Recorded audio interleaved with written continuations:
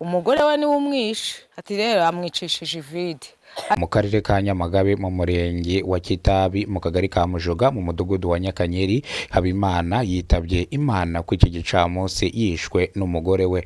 Umugore we afashe ivide ararimukubita amukata imitsi y'izosi. Uyu mugabo ahita yirukankanwa ajyanwa kwa muganga ku bitaro bya Nyamagabe. Ahageze ahagera yashijemo umwuka.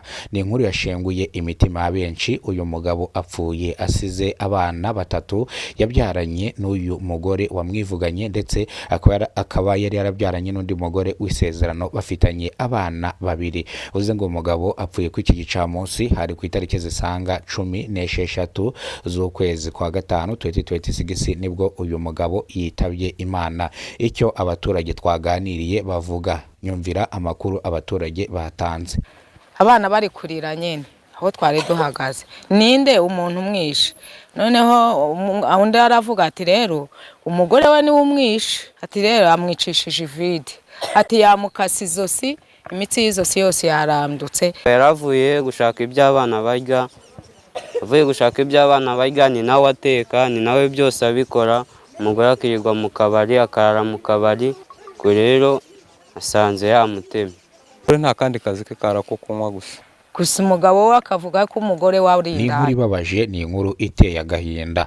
Bamwe mu baturage basobanura yuko uyu mugore yari umusinzi kandi uyu mugore yahoranaga arwana n'uyu mugabo, dore ko bamwe mu baturage bavuga yuko uyu mugabo niwe wahahaga, niwe watekaga, niwe wozaga abana, ni nawe wagaburiraga abana. Uyu mugore yigiriye mu kabari, akaza yanyoye yasinze, akaza ateza umutekano muke, akarara arwana n'umugabo we bibukarinda bucya. Nibwo rero uyu mugore yaje gukora amahano ku iki gicamunsi, aza gufata ivide ry'inzoga, dore ko uyu mugore yari yanyweye inzoga yanasinze. Afata ivide ry'inzoga arikubita uyu mugabo mu izosi riramukata, niyanyurwa yongera afata imitsi y'izosi arayikata.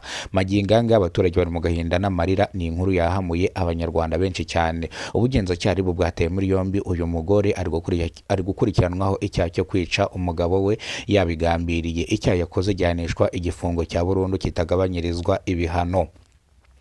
Abo mu muryango wa nyakwigendera basobanura yuko uyu mugore yari umugore wa kabiri. Uyu mugabo yari afite undi mugore w'isezerano babyaranye abana babiri. Ubwo kano kana kaje kuvuga gutya kuri kamera, aka kana n'ak'uyu mugabo. Mwumvise uburyo kivugira, reka twumve kano kana ukuntu kavuga mu gahinda gakomeye cyane. Tugaragaye mu maso natwe twakihorera, bagiye gushyingura imvi imwe bazashyingura n'iya kabiri. Aka kana mu burakare n'umujinya n'agahinda kenshi cyane kavuga yuko papa wabo agiye gushyingurwa ariko hazaza indi imva ya kabiri. Bamwe mu baturage bavuga yuko bagiye gushyigikira uyu muryango wa nyakwigendera, bakareba uburyo ki bano bana barerwa, ndetse n'inzego z'ubuyobozi zavuze ko bano bana bagiye kwitabwaho kubera ko papa wabo arapfuye, mama wabo agiye gukatirwa burundu bitewe n'icyaha yakoze. Bavuze ngo aba bana ni ukoherezwa kwa nyirakuru bakajya bafashwa na leta. Iyi nkuru rero yashenguye imitima ya benshi. Iyi nkuru yahamuye abanyarwanda benshi cyane, ariko bamwe mu baturage amakuru batanze ari intelligence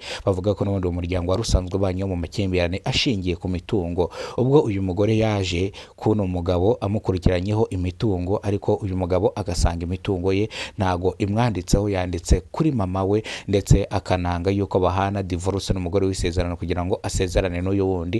Uyu mugabo aza kubyanga, avuga yuko bumvikanye ko bazabana gutya batasezeranye, ko umugabo yari afite undi mugore w'isezerano bashwanye. Bivuze ngo rero uyu mugore yaje yinjirira urugo rwa mugenzi we akurikiye imitungo, birangira imitungo atayibonye.